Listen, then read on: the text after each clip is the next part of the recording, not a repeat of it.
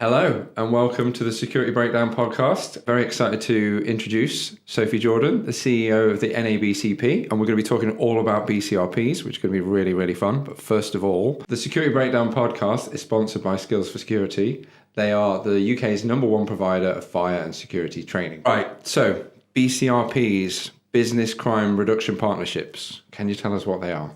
So a BCRP is an independent, not-for-profit organisation with the sole purpose of preventing crime in local communities. And they do this by bringing a partnership approach involving local businesses, the police, other partner agencies, with the purpose of sharing information, enabling the identification of offenders at a much earlier stage than would be possible if people were working independently and not together. Cool. Okay. So how many of them are there? Do you know how many there are? So there's probably about 250 BCRPs in the country. About 100 of those are members of the NABCP, cool. And they all vary in size from, quite small shop watches to very high-profile business improvement districts with lots of services that they can bring. Cool. I remember when I was, I still am new in the security industry, but I remember when I was first, even newer, we had a call, it must have been a year and a half, 2 years ago now, and you were teaching me about what a BID is, what BCRP is, and I was mind blown, somebody outside the security industry that doesn't know that these things exist. Could you explain to everybody else what the difference between a BID and a BCRP is? That's a really good question. So a BCRP, the sole purpose of the BCRP is to prevent crime, right. And they're funded, so membership is voluntary. So if you're a business within the BCRP area, which is normally quite a large area, normally like a borough-wide area, right. You can choose to be a member of that BCRP. And their sole purpose, like I said, is only to prevent crime. That's all they do. Yep. So whereas a BID is a business improvement district, and right. This is a geographical area, which is normally quite smaller. So it's normally covering the main trading location of a town. And if you're a business and you have your business located within that geographical area, you're automatically a member of the business improvement district. Right, okay. And so you'll pay an additional BID levy, so on your business rates, which that levy goes to the BID. They also have lots of other priorities as well. So to make it a safe, welcoming environment, putting on events to bring more people into the area, and also safe and secure, which would be the BCRP element of it. So it just depends if you're a BID, how much of your budget you're spending on the BCRP aspect. Right, so a BID is focused on lots of different things, and they're more confined to a certain area that a BCRP is. That's right. And it's all about driving the economic success of that local area. Right. Whereas BCRP, the benefit of that is not only the wider, but their whole focus is security. Exactly that. Yeah. Okay. That's cool. What kind of rate do you get? Like, how do you approach businesses? Do businesses even know a BCRP exists? So they might be used to a BID. In most areas, they'll either be a BID or a BCRP. Okay. So they're not operating in the same areas generally. Right. There would be often the BID would take on the role of the BCRP if there is a BID. And I think, rightly so, that's a very good project arm for the BIDs to be running as well.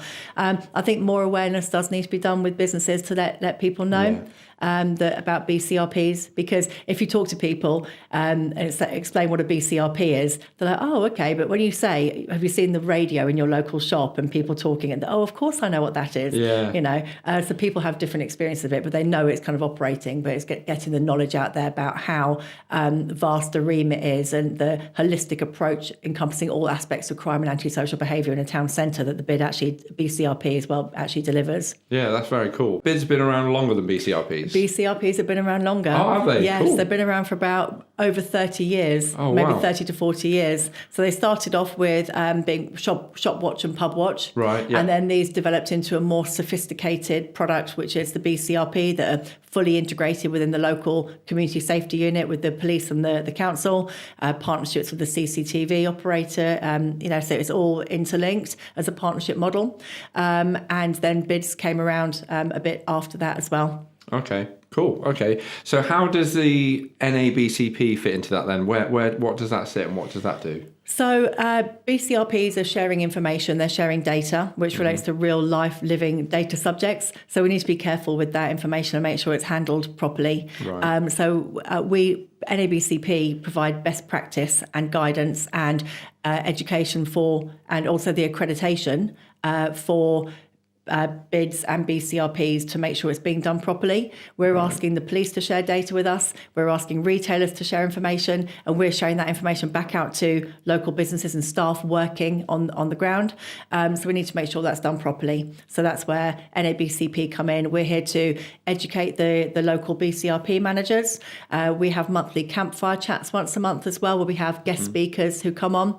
And it's all about educating and training the managers who are on the ground working how to be doing their job properly, compliantly. So we have that direct support to the BID and BCRP managers. Yep. But our other arm is raising awareness of BCRPs. Yeah. So meetings regularly with the Home Office, with ministers, lots of remit that we have in terms of getting within the national representative voice of BIDs and BCRPs. So making sure we're keeping them sustainable, and just getting their voice out there of all the good work that they're doing. That's cool. And you mentioned, we had a chat before about BCRPs and how they're funded, and you said they're funded through the payments that the people that sign up, contribute. Is there any possibility that there could ever be any government funding or anything like that? Because a BID's funded.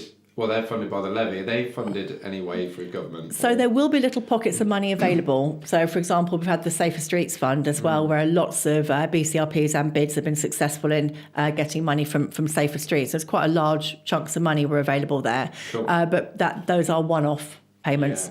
Yeah. I would love BCRPs to be statutory, to actually be written in, and they really should be, because it's a multi-agency approach. The BCRP is the glue that's holding the area together in terms of that partnership approach, and making sure they're delivering things like the Safer Business Action Week and all other safety initiatives. So ideally, I would like to see real sustainable funding for BCRPs. That'd be great if you could get that. And I didn't realise there was funded through Safer Business Action Week and stuff like that as well, and that's great.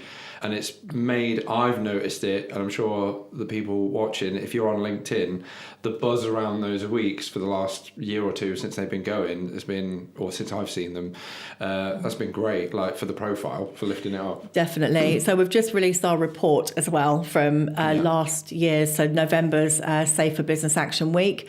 And it's fantastic to see the breadth of scale of what was going on across the country. And somebody put a comment on LinkedIn that they were going to make a list of all the BCRPs that were involved in Safer Business Action Week, but the list was just so long because everybody was involved. They sent in their good news stories and photographs. We've done this report that's just been released. Massive piece of work, 38 pages, but lots of pictures and snippets and bullet points, so you can really kind of see that they brought the week alive. By sharing these photographs and stories from the week and the successes and outcomes. Yeah, it's great. Well, how serious do you think retail and business crime are in the UK right now? So it's massively serious. The British Retail Consortium estimate that there were 20 million incidents of shop theft the year before last. They're just about to release shortly to release the new annual survey as well for retail crime. So by comparison, that 20 million of estimated of actual offences, only about less than 500,000 were actually reported to the police. So there's a massive gap. We've got a huge issue with violence and abuse against shop staff as well, with about 70% of staff saying that they've had abuse or threatening behaviour or harassment within the last year. So absolutely massive. And about a quarter of people who work in shops saying that they get abused on a daily basis. So, it's really not a good place at the moment. Aside to that, we've got antisocial behaviour, cost of living crisis. It is an issue at the moment. Yeah, it's horrible, isn't it, to think it's that bad. And a quarter of staff on a daily basis, that's an epidemic, isn't it? It's horrible. Well, okay, what makes an accredited BCRP different from a non-accredited one? So the accreditation is the gold standard of BCRP delivery. We look at all of the different aspects of a BCRP, from their governance to their data sharing, systems and protocols and policies and procedures. And we make sure they actually are operating in line with those policies as well. So we'll check their Intel platform to make sure that's also in line with how their operating policies are.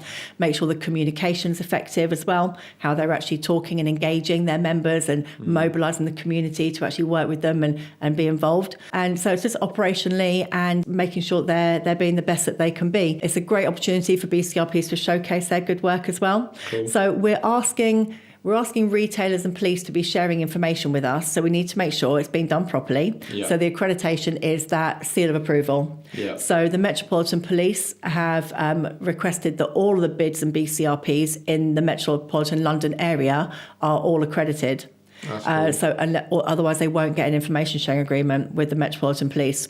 So they're really actually using that as the Met's own justification that these BCRPs are working really well. They must really appreciate and value the accreditation level you put on to say that. Yes. So did they have any hand in helping you create that accreditation, or how have they got that perception? So, well, the National Business Crime Centre are very much involved with the accreditation, and they're on the National Standards Board, and they were the driving force behind a big review of the accreditation last year as well. And the National Business Crime Centre sits within the City of London Police. Yeah. So, very much partnership working in making sure this standard is what's needed for the industry. Amazing. Brilliant. So the accreditation is going to give people knowledge and confidence that not only they're doing the right thing by the NABCP standards, but by the NBCCC, because they helped you create it. That's right. And the accreditation is also a growth process as well. You know, we want to see BCRPs evolving, demonstrating their worth, their value,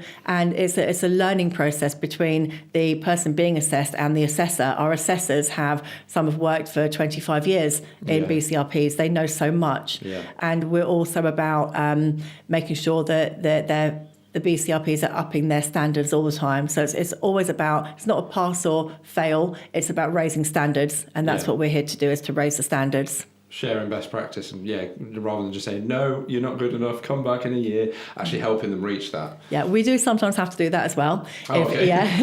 And somebody can be graded a working towards accreditation. Right. So if we have an accreditation presented to us and we just feel there's a little bit too much more work that we can work for the next couple of months, we will grade them as working towards. They can come back in a year's time once they're put into place all of our recommendations, and also evidencing as well, because the evidencing is a massive part of it as well, because we can all say, yes, we're doing this, but we need to see that you're doing it. Yeah, and I guess accreditation is not worth the value it's printed on if everybody passes. It's too easy, right? Yeah. So there's got to be a benchmark, and you must be holding that. As much as it'd be nice for everybody to walk through, it's not doing its purpose then, is it? No. Why should a retailer join a BCRP or engage with a BCRP rather than tackling crime alone? How do they benefit from BCRP? Well, the first thing I want to say is, if you're a retailer, your shop is in a community, and your staff probably live in that community. Your customers probably do as well. Yeah. So it's about it's a community issue. Just like most crime it's happening in a community. Your business is in that community. You're part of it. So for that aspect, they should. But also in terms of identification of offenders, if you're just one shop and you're being targeted by people you don't know who they are, the BCRP holds the key to that information, because we're receiving the reports of unknown offenders from multiple businesses. So we can spot the trends. We can see the same person offending across lots of different businesses. And there's a crossover as well, because they're not just shoplifters. They might be stealing a handbag in a pub, or be begging. Yeah. People's offending behaviour crosses so many different sectors. Yeah. So I bring everybody together as a team with the local organisations as well, like the homeless charity, the drug and alcohol charity, the probation service, the police, the council. Yeah. We're all sharing information together, so we know who these people are, and we can make sure that they're getting the help that they need. Or they're called to justice if that needs to happen, if they're arrested, and that everything's in place to prevent them from doing that behaviour. So do you do, as part of the BCRP role, you said about bringing people to justice. I think I remember somebody from BCRP saying before that they helped in evidence gathering. They said for civil cases as well. Is that the case? So there can be civil cases, yes, and there can be like civil recovery as well to regain your losses. But the main thing would be the Criminal Behaviour Orders. So BCRPs play a massive role in helping the police and courts secure criminal behaviour orders through that evidencing. As we said before, only a fraction of incidents are actually reported to the police, but you'll find in an area that nearly everything is reported to the local BCRP. And for example, attempts. If someone's attempted to steal, if somebody's been deterred from stealing, those things will be put on the as an incident report on the BCRP software platform, whereas they wouldn't probably reach that threshold of warranting being reported to the police. The other thing that we'd log is exclusion breaches. So if somebody's on a ban and they're entering the shop and the staff are having to approach them and say, I'm sorry, you're not allowed in here, you're banned, that would be logged as an exclusion breach. So when somebody is ready to go to court, the police will often say to us, would you please provide a business impact statement? And we can provide these statements not only on behalf of one business, but on behalf of the entire membership of the BCRP. So, and we'll have a log of maybe 50 or 70 incidents of one individual, all the times that they've tried to go into a shop, the staff have had to ask them to leave, it makes the staff feel uncomfortable. They've tried to steal, been deterred, tried 5 different shops, back to back, constantly. We can demonstrate the persistence of somebody's offending behaviour. So when that goes to the court, we can really demonstrate the impact on the local community of an individual, and therefore more likely to be granted a criminal behaviour order. That's great. So you can, like, exactly how you said, you wouldn't report somebody necessarily breaching, not being permitted into a store. You're not going to report that to the police because it's just not severe enough. It would be like a waste of time. But you can build up that more detailed picture of what someone's behaviour is. Yes. Can I ask as well, I learned recently, and this was from an officer, sometimes you'd be surprised how difficult it is to share data, even within police forces, from force to force, from borough to borough. And that's one area that somebody said to me, BCRPs are great at doing that. So is that something that's easy, sharing from one BCRP to the next one? So yes, it absolutely can be, because a lot of BCRPs use the same software platforms. Right.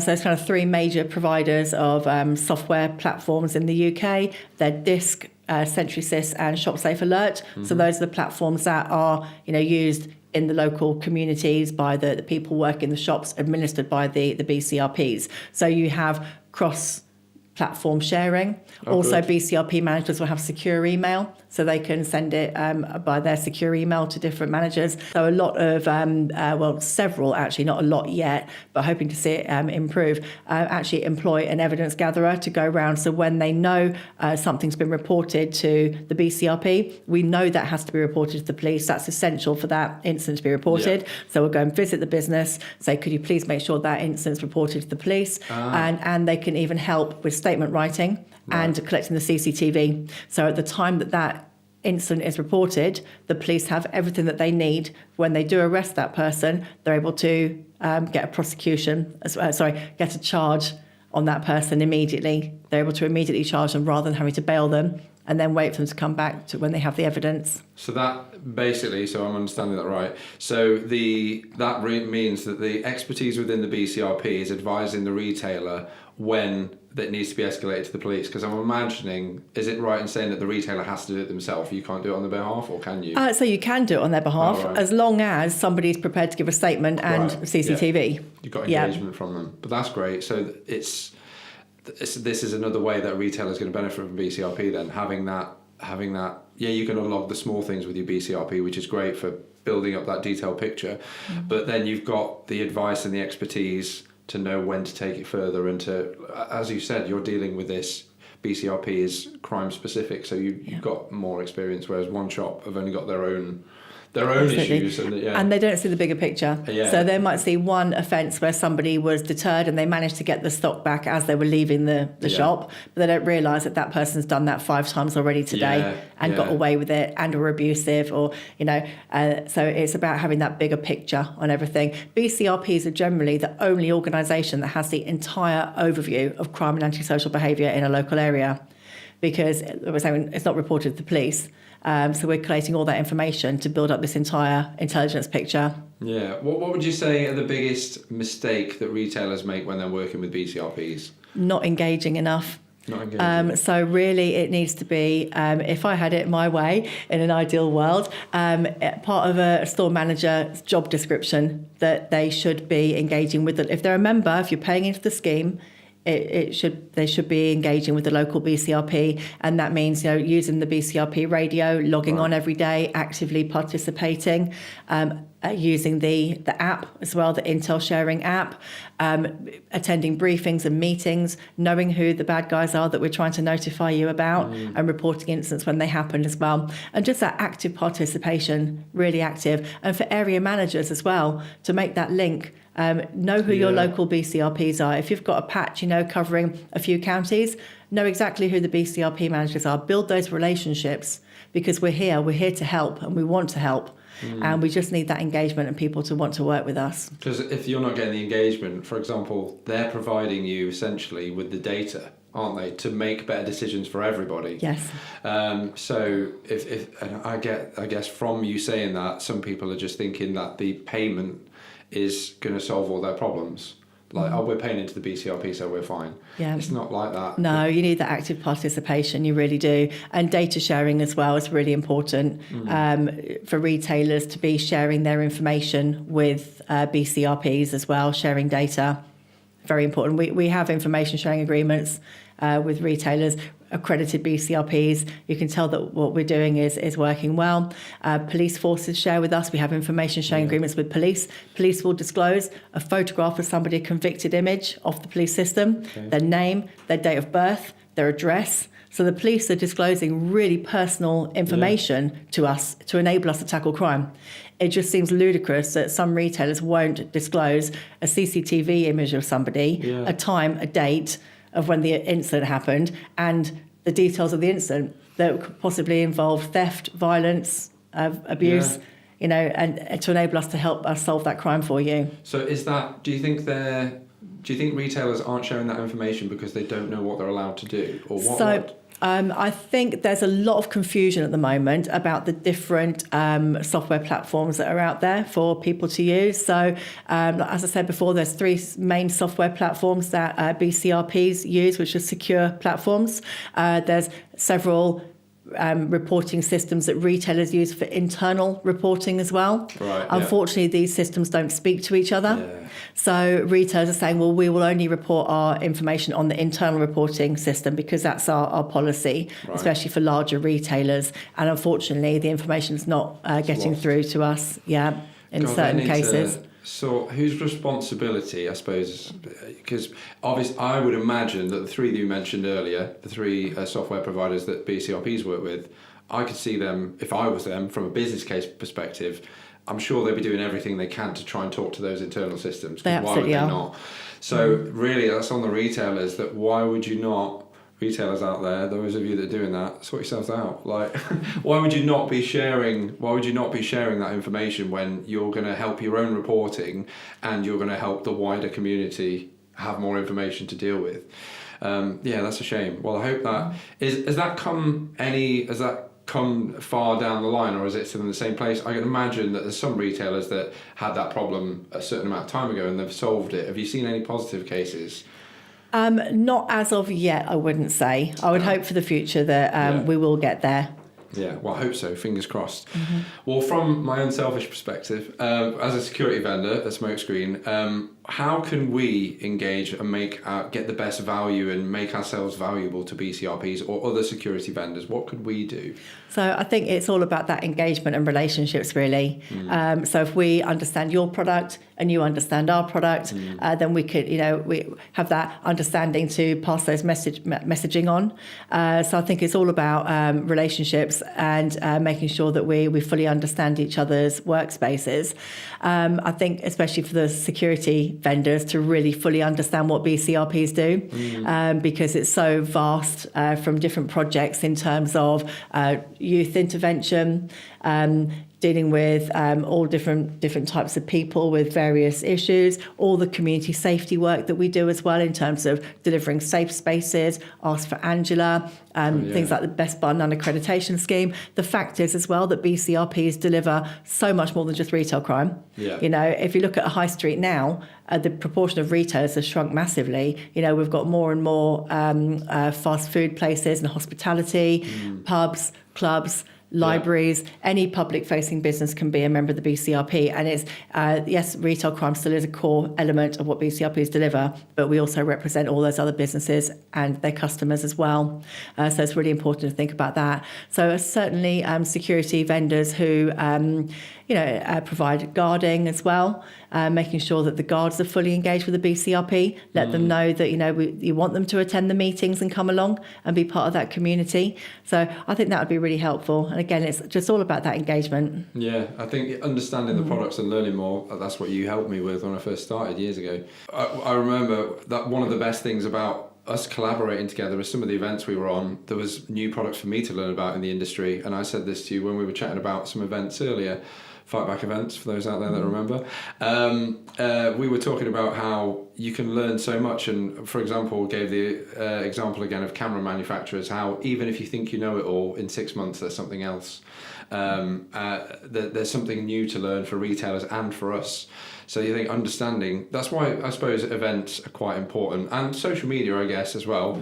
You even, as an anecdote, you even noted something about one of our products back to me the other day, and I was like, oh yeah, it does land. I was paying attention. Yeah, it was good. So I think, so working together and listening and actually engaging and doing something seems to be the theme running through this. That's what you want from retailers. That's what security vendors need to do, is get involved, I guess. Right, brilliant. Okay, so actually this kind of goes into that. So what does good collaboration between police, retailers and the private sector look like? It's based on trust as well. Right. It really is. Accreditation for BCRPs, knowing that you can trust your local BCRP. Yeah. Partnership working, of course, multi-agency approach to everything, and knowing that everybody has their role to play. Yeah. Everybody's bringing their different skills to the picture, and everything is valuable, just as we've seen with the Fight Back events as well. No one single product is going to solve everything. The police are not going to arrest their way out of crime. No. We all need to work together. We really do. And also when we're looking at business improvement districts, the use of private security as well. The fact that the streets now have SIA qualified people there dealing with the issues that we see, like antisocial behaviour and other issues in the public area. I think that partnership working really will come a long way, and we really want these people, the security providers, to have a seat round that multi-agency table as well, with the real vital role that they're playing. And then to change the subject slightly, what can you tell me about the BCRP Awards? Oh, exciting. Yeah. So NABCP hasn't done awards for quite some time, actually. Okay. So we've now launched the National BCRP Award. So we've got 4 categories, looking at nighttime economy, innovation, accreditation, and also data as well. Cool. We're lucky to have sponsors for each award as well. So they will be giving a nice gift voucher to the winners. And both the winners and runners-up will get £100 off their NABCP membership for the coming year as well. And we've also got another sponsor that's jumped on board as well, and for all the runners-up and winners, they'll be getting a nice little goodie bag sent to their office as well. Very nice.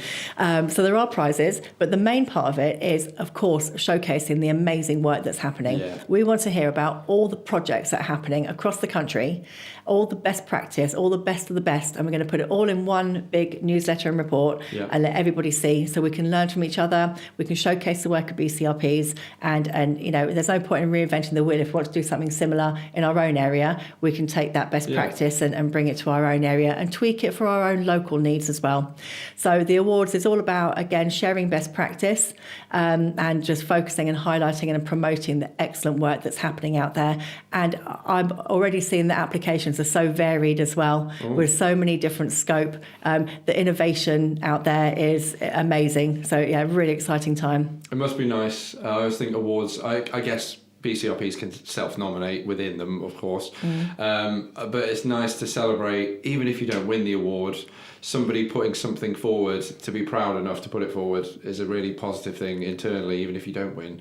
But that's really good. When is it drawn, and is it an event, or what's it going to be run like? So we're not having an actual physical awards ceremony. The plan will be to announce the winners during Safer Business Action Week. Cool. So, sorry, not Safer Business Action Week, BCRP Awareness Week. Yeah. And that's going to be the 16th of March this year. So the winners will be notified a week or so before. Yeah. So they'll have time to take a photo with their certificate, and the week of BCRP Awareness Week, that will be our kind of main campaign in terms of like social media and getting those winners out there with a description of their project as well, and a nice photograph of them as well. Nice, great. That's going to be fun. You mentioned BCRP Awareness Week. Well,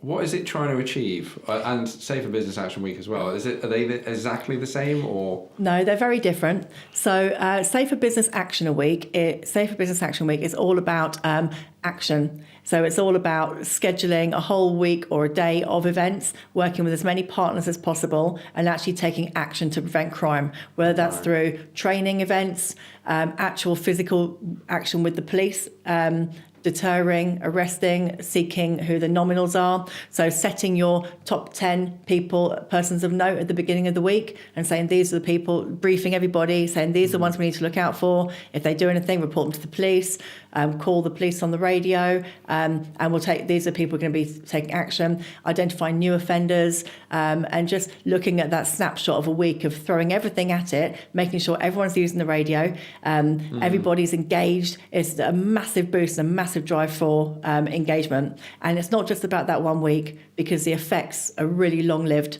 They'll go on for months, because it's a boost. It's about getting in there, visiting as many people as you can during that week, ramping up engagement, and just watching it all flow out over the next few months as well. So it has a really long-lasting effect. Even one day of action, and getting everybody involved and motivated. So it's like a motivational week, but a lot of action involved as well. Okay. Whereas the BCRP Awareness Week is about raising the profile of BCRPs and just showcasing what you're doing every day. So a lot of the comments I had, so we had the first ever BCRP week last year.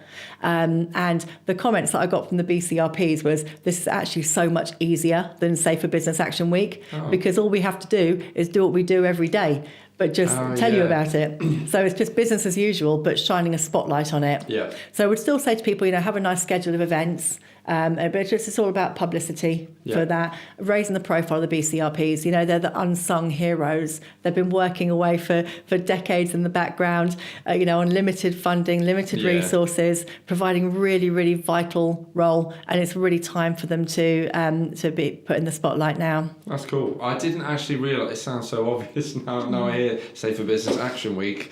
The clue should have been in the title, but I didn't even think about it in that way. I was viewing them both in the same way, and they're both really positive, but that's good to differentiate. I like the idea of shining a spotlight on everyday events. That's really nice. Where do you see business crime reduction heading over the next 5 years? Where would you like it to go? Okay, so I think now is the time that we're seeing more emphasis on the importance of BCRPs than ever before. We're seeing more and more BIDs spending more of their budget on safe and secure aspects and more BCRP work. So I think now is the time that we need to really kind of throw everything at this issue that we have, that I described earlier. And I think, just basically... now's the time that we need to really shine a spotlight on the work that's going on. I see a lot of progress in the physical barriers as well to prevent shoplifting as well. So physical deterrence, also the partnership work in the engagement aspect as well. In 5 years' time, I think that BIDs will be doing a lot more in crime prevention. I think retailers are asking a lot more questions now for the levy that they're paying in. What are you doing to combat crime and antisocial behaviour? Right. So I see more of a lead in it in that way as well. What's the one thing that the security industry still doesn't understand about BCRPs? I think all the vast holistic scope of what BCRPs do in terms of safety and crime prevention. and the roles that they play in our communities. Along with that, the difference in the tech that's out there. There's so many different, in terms of software for BCRPs to use, and retailers as incident reporting systems. The number of incident reporting systems out there, what their purpose is, what's for BCRPs to use, what's for a retailer to use, the fact that these are two very, very different things, and data sharing. Absolutely. So we need to get the data sharing right as well. The BCRPs need to have that information coming straight to them directly in a timely manner, because it's really important that BCRPs get this in a timely manner, because the BCRPs are the only organisations that are stopping crime in their tracks. They're stopping crime in its tracks. It's absolutely, when something happens, it's live. It's happening real time in the moment. It's not happening 2 weeks later that we're dealing with this incident. No. We're dealing with it now, and we're stopping these people from entering your shops. So without data, we can't do that. Without information shared, we can't do that live, real time, in the moment crime prevention, which is the unique aspect of what BCRPs do. So I'd like to see, data sharing needs to be swift. CCTV, provision of CCTV to police in a swift manner. We need to, retailers have a proper process for providing that, because when the police arrest somebody, they want to charge them. And without the evidence, you can't make a charge.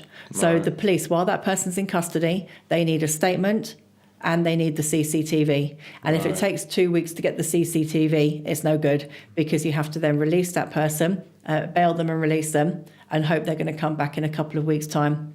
Whereas if they can make a charge immediately, then that person's then bound to that charge. So proper systems in place for CCTV, providing that to the police. That's really, I never thought about that. Never thought about that limited window that you've got for getting the information from the police. To the police. So you would like to see it streamlined, people giving the data, giving it timely and giving it accurately. And then also sharing it in the first place, as we mentioned earlier, like the police are giving BCRPs great data, but the retailers aren't doing it the opposite way around. Yes. So that's the call. That's what we want. Those things will make everything better. Great. Well, thank you very much, Sophie. Thank you for joining us. I learned loads, as normal. If you've got any comments for Sophie, you can contact her directly on LinkedIn, or you can leave a comment below and we will ask the question for you. But thank you very much for joining us on the Security Breakdown. Bye-bye. Thank you. Bye.